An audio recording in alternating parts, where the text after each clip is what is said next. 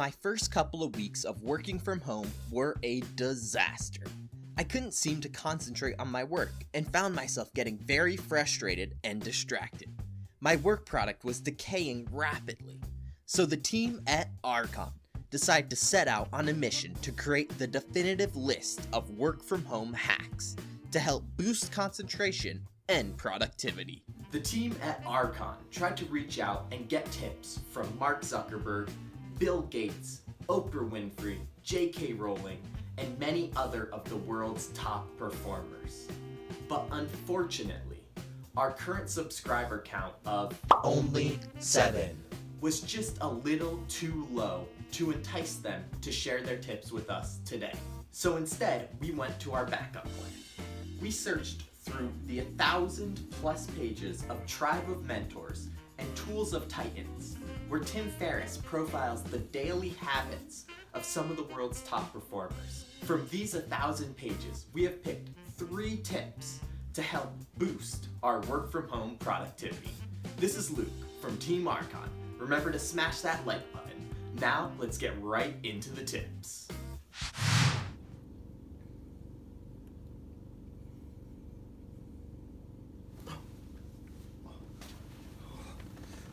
Good morning.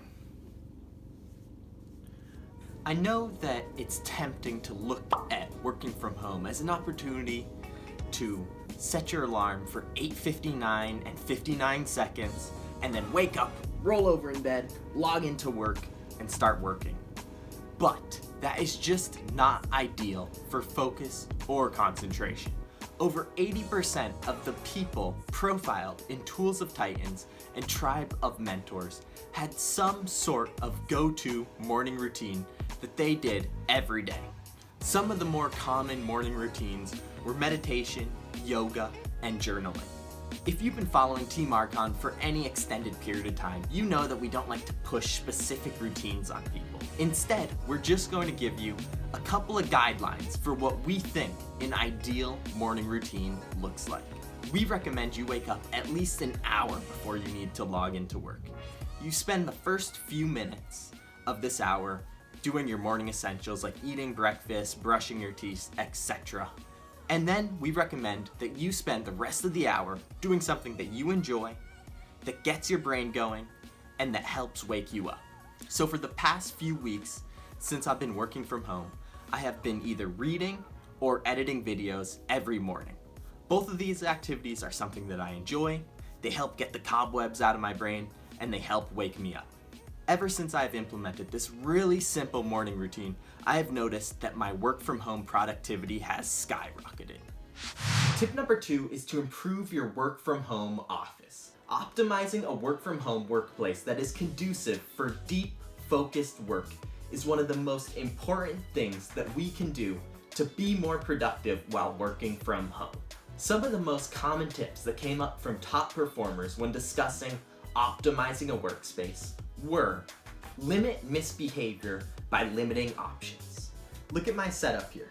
I don't really have many options. I have a notebook, I got my computer to do my work on, I got some water, and I got my glasses. That's about it.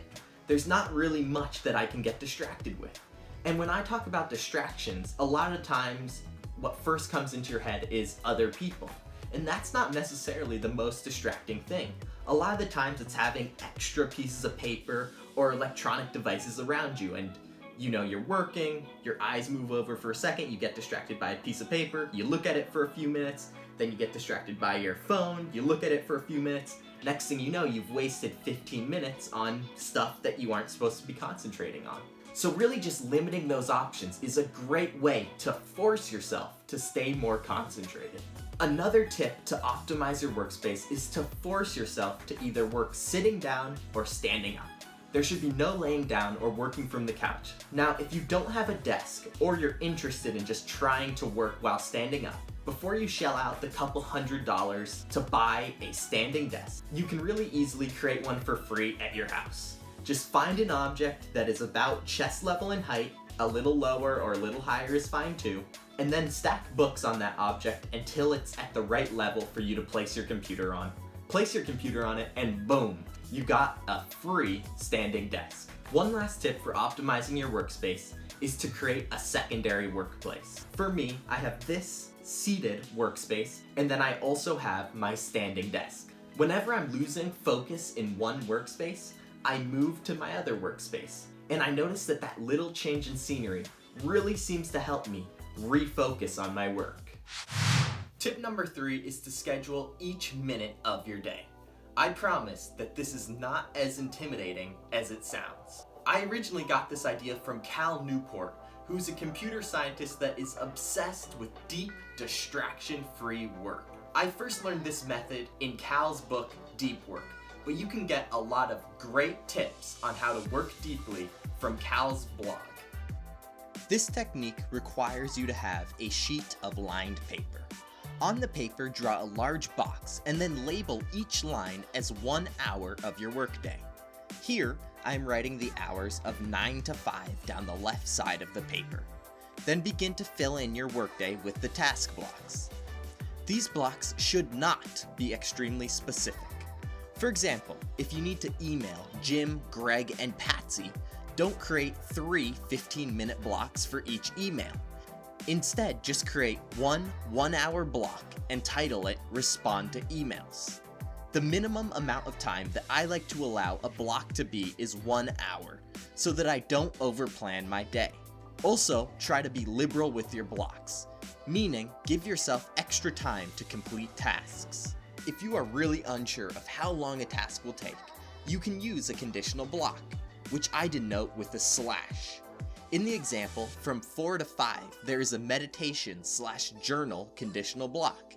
This simply means that if the meditation does not take the full hour, then I would move on to journaling. This helps to take into account the unpredictability of how long certain tasks will take. But that leads to the most common question about this strategy. What happens if some sort of emergency situation comes up that requires we change our entire day around? If this happens, we simply scratch out our current plan and move over on the piece of paper to create our new schedule. Don't be upset if some days you have to rewrite your schedule multiple times. The goal of this technique is not to stick with your original plan at all costs, but rather to understand what tasks you should be giving full attention to going forward in your day, even if those tasks are changed multiple times as the day progresses. I have noticed that since the start of working from home, that this technique has helped me be much less scatterbrained and stay focused on one particular task at a time. If you are struggling to stay focused consistently throughout the day or are feeling overwhelmed by multiple tasks, I recommend that you give this technique a try. Working from home is a new, challenging experience for most of us. But since implementing the 3 tips that we went over in this video, I have seen a dramatic improvement in my work product. I hope that you experience the same effects. This has been Luke from Team Archon. Remember to like, comment, and subscribe. Until next time, stay safe, wash your hands, and of course, stay alpha.